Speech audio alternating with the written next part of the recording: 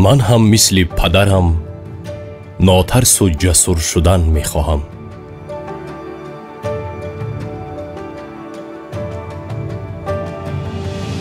با برادرم می فخرم.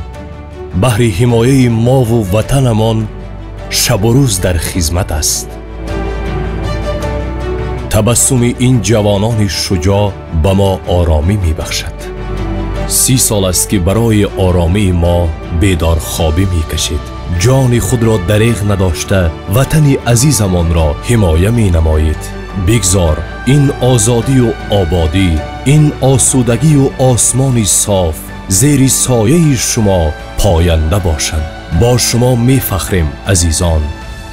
30مین سالگرد تأسیس یابی قوه‌های مسلح جمهوری تاجیکستان مبارک.